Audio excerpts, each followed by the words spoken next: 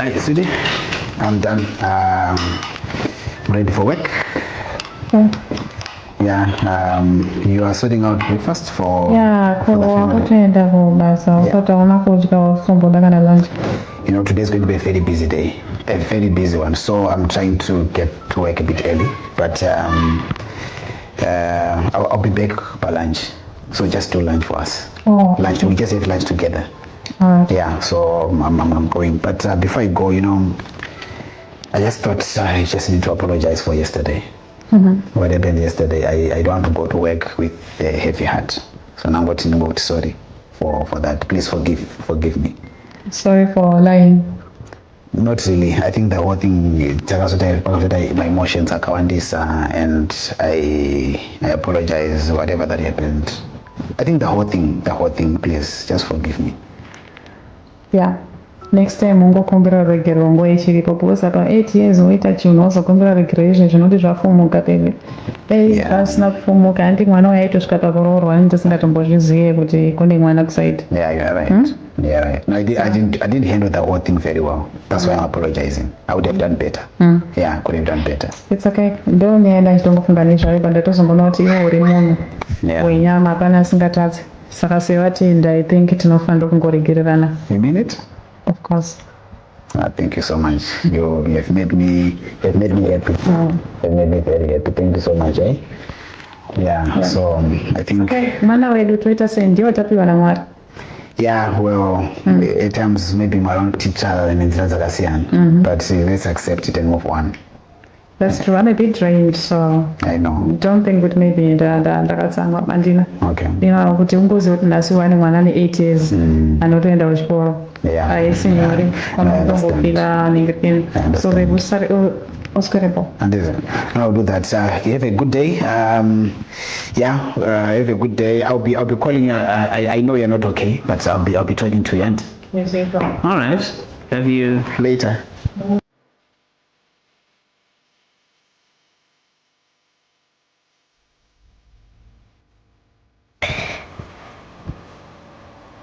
Hi guys. How are you?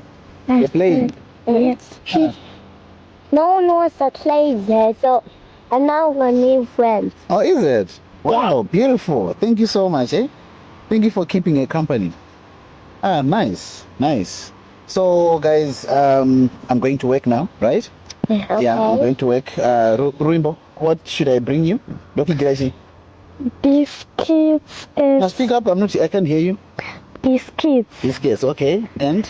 I want strawberries. You want what? Strawberries. Oh, those ones. Yeah. I'll bring those ones too. So you say you want biscuits, sweets, and what? Ice cream. And ice cream. That much I'll do.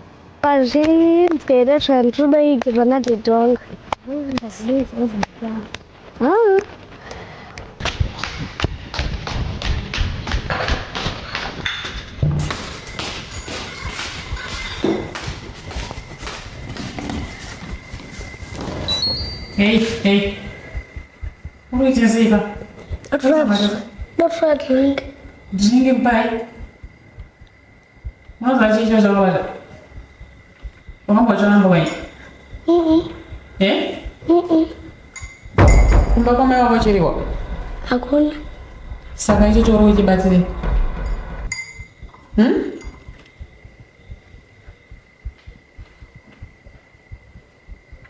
Fara firiji yori kupinda mepo.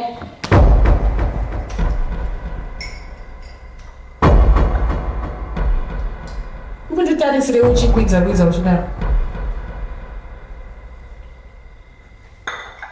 Ngandauze chinhu. Uyakona. Metsi dzako dzawakaita namai vako kuti muzoya pano zveginya. Ndakuzviziva. Wazvinzwa? Ndakuzviziva. Unoziva here zvakaita mai vako nemurume wangu? Unoziva? Hauzivi? Zvakaita mai vako ndo zvakuita kuti iwe uve panapa nhasi. Saka unoda kuvhura firiji ende unovhurira mumba kwamai vako. Wazvinzwa? Wazvinzwa here? No, Buddha. Get out.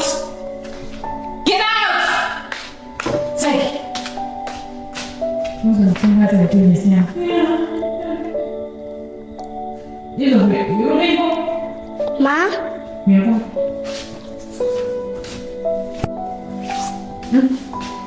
Munhu andisana kutsvaira mumba. Dzidza kutsvaira mumba. Murume wangu anga achiti chiko kwauri paya apo pama muchitamba. Tarisa kunongana nchitaura. Achingotanzi ndakuenda.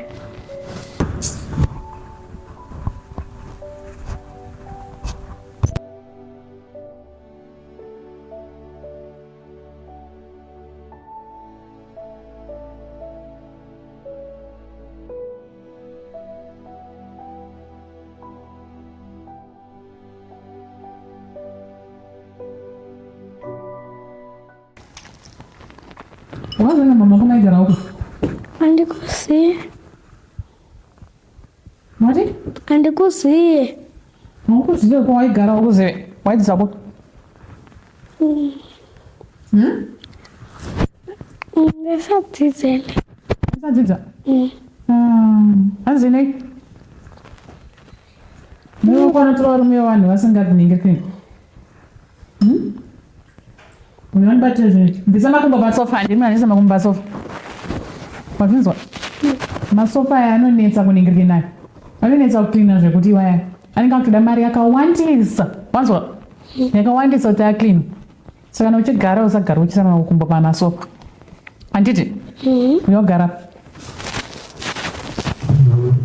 saka ungasingaenda kuchikoro sikana bata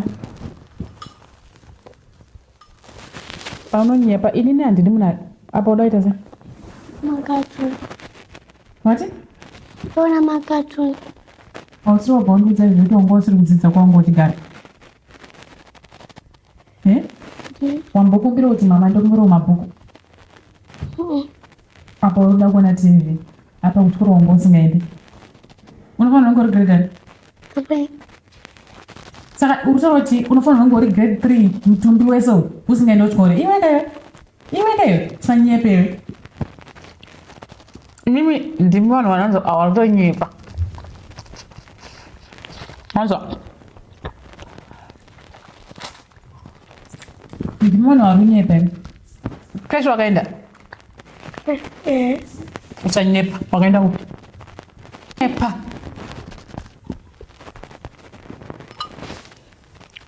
unoita sei unonyepa chindudzo maigara upi Ndikusiye. ukasanduzotona waigara kupika tinoita problem panapa nokuti panapa ndoda kugara nemunhu anotaura chokwadi number 1 handikuzama uitira wakaita kana ndaneta unogara nemunhu anonyepaka ndinongokudzosera pagedzi paunga uri mai vakanoziva zvekuti kutora ipapo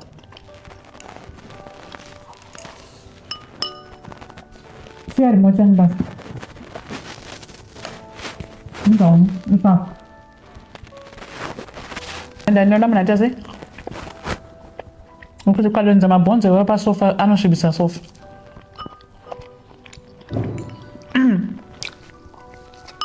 saka chindudza murume wangu dhedhi wako vaimbouya here umba kwenyu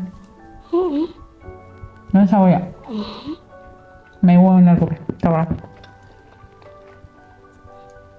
Ndingowazivira mfoni ya mama wangu. maiwazivira mufoni ya mama wako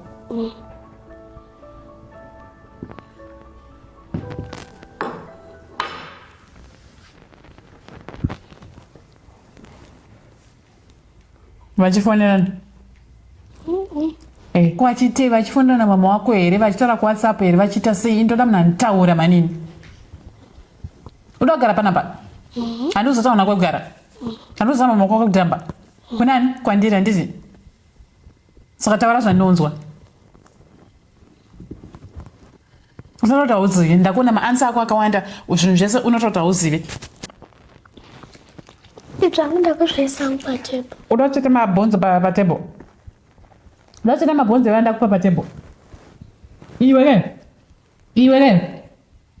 uzvibati ndatichi Uzvibati. ndatichi Uzvibati. chizvibati apana kuzondikanganisa mufaro mangu ufunge nge munhu anonamata batika uyu muedzi wamakandikandiza panapaka kana riri dhende ramakaronga handizoti makarironga sei ende sei newe mwana mudi kuchipinzwa munyadzwa wakadi kuramba waiendeswa kwasingazivi unovaziva baba vaiva kumba kwenyu unonyepa ivi unonyepa uri kutsenga bhonzo roro uri kutsengera chii ndaunosvatasai usarese mabhonzo iwai ndati ndiri kudya ndati iwai warumira chinyama yangu kunderera uri vhembari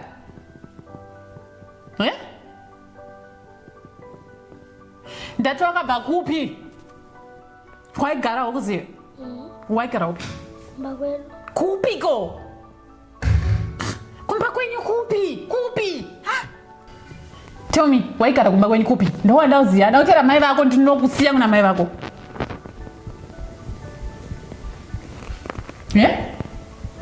iwe ndati waigara kumba kwenyu kupi fira bhonzepi seke ndibatsira chino taura kwawaigara dauti undiudzodi undiudzodi kwawaigara kwacho ndekupi kwandausvika kana murume wangu aisvika ikoko indausvika ikoko wachinzwa makuya muchishekesa mereji yangu ndakatema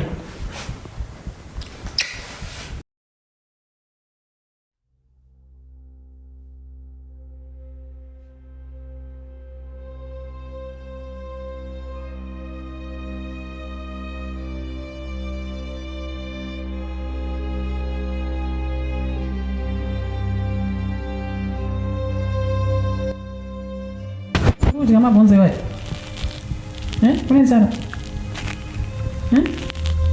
unenzara kumba kwanyu maidya kana yesu maiwe gere esikai mwanangu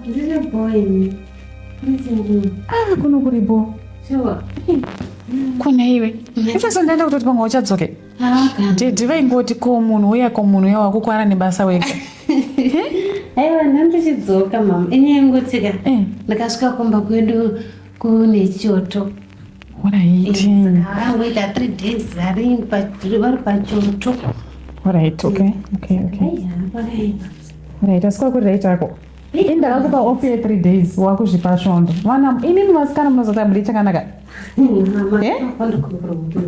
izvezvi pano paane basa ipi ndinchida kubatsirwa basa ko ndiani asi muninani munyina wangu akaidai mwana wakana kana kuti hamai ndiani sori hino ndiani yes mwana mwana watakaunzirwa makafunga kuti muchengete mwana zveko zve zvinoitwawo zvochengeta nyaisela musori gire isela musori rorwo uchazviona handi unochemera dzimba rorwo uchazviona uchemukanamata magana svika pakusvumupe mwari vasati vanhu vanamata wako maza maproblems anouya kune vanonamata maproblems anouya kune vanamata enda kunoisa bhegi rako ende watoita hako basa racho riri panapa karakaoma nenge uringoramba mashoka masoka ada kuklinwa zvinhu zvida kuklinwa mabedrooms kuda kuklina okudya heni mamaji ndabva hangu kudya ndabva hangu kudya wakasiya vakuvari nani wandiigireiko vanotamba wandiigira chibage here chaichokanda oraitigire umona ndakakiya maonoraro ari mukicheni nitu ipo unondidzokora wai uchindidzokora iwe wai uchindidzokora wai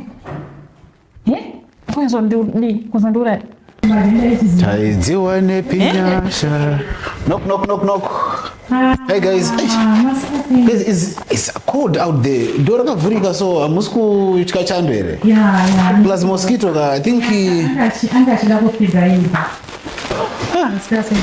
vamwe vakutodya guys muri kuvafidha vasikana unongoziva vana vacho I like the way that you've quickly adjusted.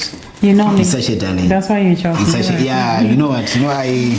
I'm just grateful. Look at her. For having. Yeah. She's happy. Very. Baby, was on work. No, I'm actually happy. I thank God for you. I don't know what would I have been without you. You're the best thing that has ever happened in my life. Yeah, you know. Kuntu maswele sita pesa kwa nana rini kwa uyofu juu. Ai, shirufamba yale. Good. Kwa makadigo. Ba musinga chato dikudzoka kaimi. Chombo Peter days wakara kwa Imi. Atotambira. Ndenda ndaunzira kamusikana uyu karuimbo. Makusenda ndampromisa ka. Ndampromisa ndikati ndokugirawo ka 1 or 2 tunaona kanaka. Saka Ro, waiki wana date. Thank you kanai mwana wedu chito. Ruvimbo. Uyaka uti thank you date. Wana zvauri kutengera zvese. Ya muro shinda ari kudzidzira. Aiwa unotenda you're welcome. Aizvizivira kupiwo. We are daughter. We are to be. Yeah. But Mugesa, she's looking good. Yeah, she's looking good. Yeah. Nice. No, you're doing a good job. What's so Mugesa? I'm so sorry you. Oh, it's okay. No Mugera. Yeah. Just I trust you. I trust your judgment. Yeah, just do something nice for. Tangotika mwana akambo. Ambo varero bijana. Thank you date. Ndoda mwana anetsika. Mama iseta menda nekuchechi. Kuti kuchiona zvinge zviita vamwe vana date vakonomira pamberi pevanhu every Sunday. Yeah. Yeah, that is well respected. Kumaza kana kucheta. Say thank you date. You're welcome, sweetie. You're welcome. Okay. Uzongotaka tuembe wandira tataka plan tuembe tongotango onekera. And Oma don't guess. And then no guess. Yeah, we didn't know guess. It was a very busy day. It was a very busy one, yeah. Oh yeah.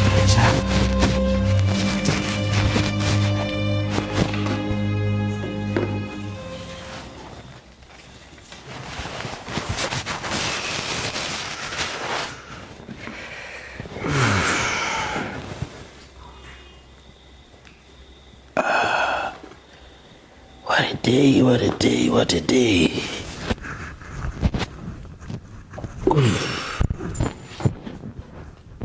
Yes, my love. Hi, babes.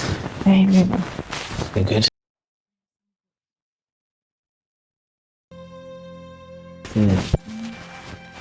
Yeah, it's been a long day. Yeah. Even same here. That day was too long. But I'm glad I'm home. Yeah, what God would say? It was busy tonight. Yeah, it's usual. Yeah, that day was busy.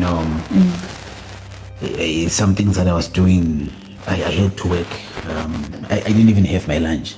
I thought I was going to come by lunch, but I failed. Yes. Yeah, it was. I had a work lunch, so yeah, it was busy. I'm very tired. No, I've just put in my stuff there. Oh, okay. Yeah, I've just put in my stuff there. You thought you did No. Ndaswera nemwana ka. Sorry ndakukata nyaya kubasa. Okay, no, that's fine. But nyaya dzakondodzinzwa every day. Okay. Tine nyaya nyewana. I know. Mwana wedu sha.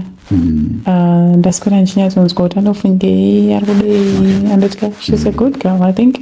Okay, is it? Yeah, I think so. Okay. I need respect, but I don't go chinwa mbijana. All right. Ndochikoro sha. Ukuzera ngati ndochikoro. Oh, is it? Ngati ndochikoro sha. Let's not talk about that. It's a long story. But anyway. Yeah. So Alpha ndochikoro. Okay. Yeah, and uzoti Alpha ngari grade 3. But I'm spend ndochikoro. So let's sort that out. And mwana akomba, she's home now. I feel like at least baba hapa. Yeah, well, she should be a difference actually. Yes. So yangi nikakina mimi matara na kwere kanoti.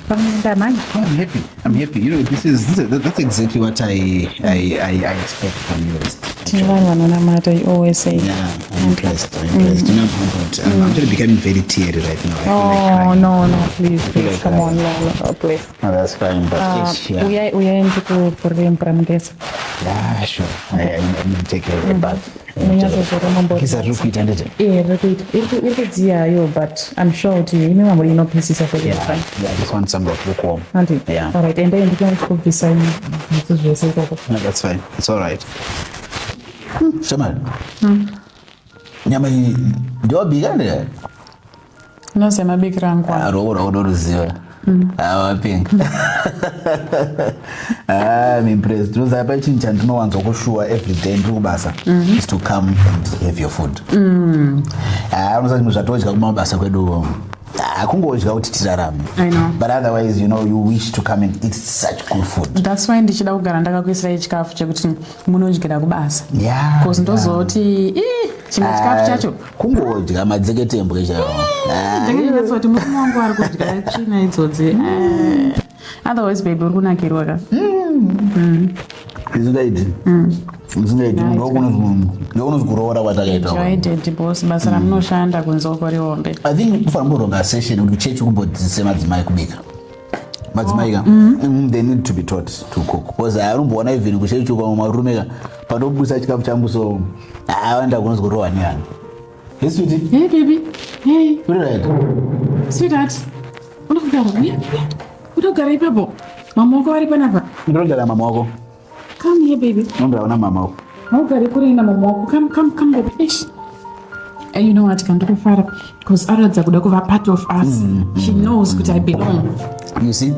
I think it's a step towards the right direction. Yeah. And kugara pana wabereko wake.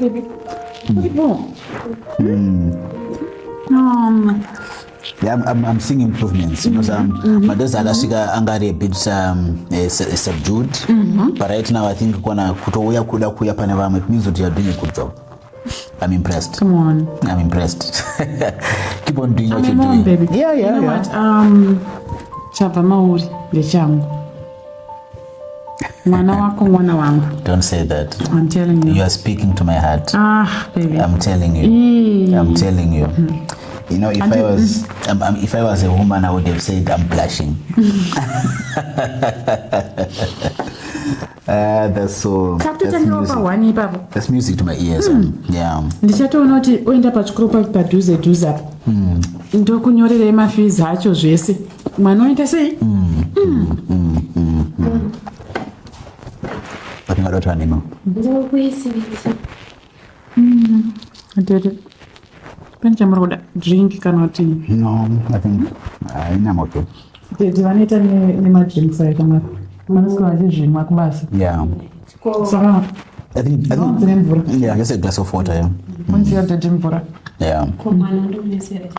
Aiwa, arida itu. What? Ambodyo. Atodya. Mutemo wangu mandira ndikutoti mwana ndianofana kutenga udya. Andikafidire baba mwana asati adya. Right. Nza mvura. Mutemo wangu baby. Mwana first ndinofana kutenga udya. Alright. Unoza pepe pando werenga nyaya ya Abraham na Sara paya kuti Sara aizviisa pasi pemurume wake.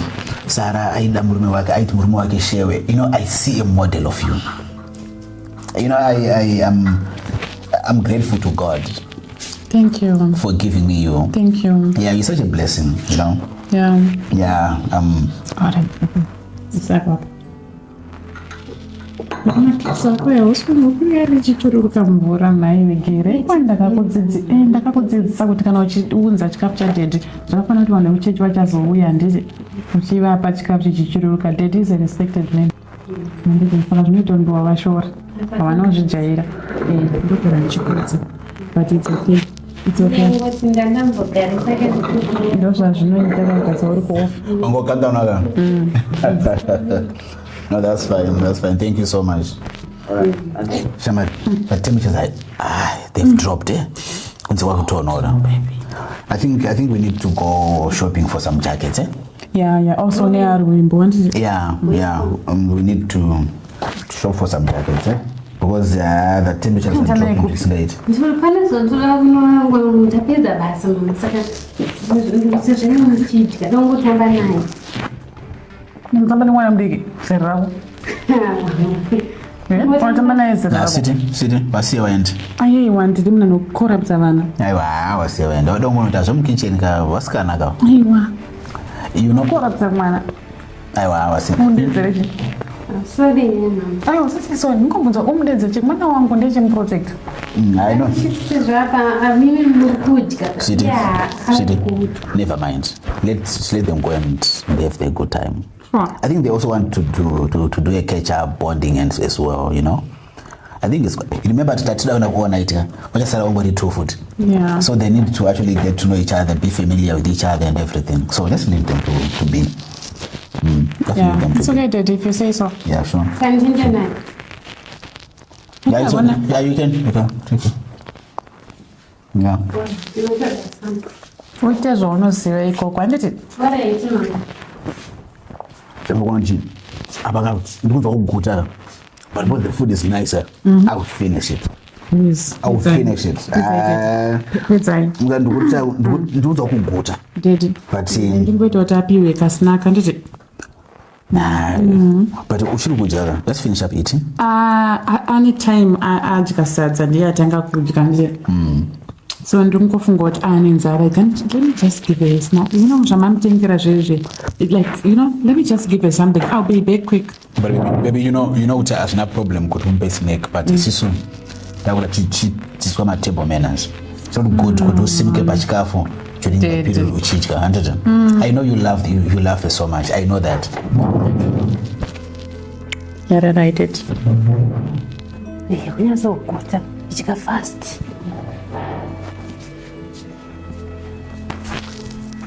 Yeah. Mother-daughter bond is something else. Kaskera. Ko chii chiri kuitika muno? Matemi. Watora mwana uyo muchito kuda kumuita wamutora uchito kuda kumuita sei? Ndokutamba kwangu uchitaura? Ndokutamba? Iwe tatasadza here wewe. Ndo uchida kudya unge benzi.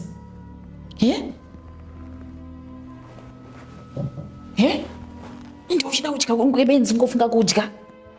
Sukapo. Unoridya sadza iri. Unoridya sadza iri. Unoridya. Chidya. Stupid. Iwe uya kuno uri kufungidzira iwewe kuti inini nababa vake tiri kuminyema chikafu panapa. Idiot.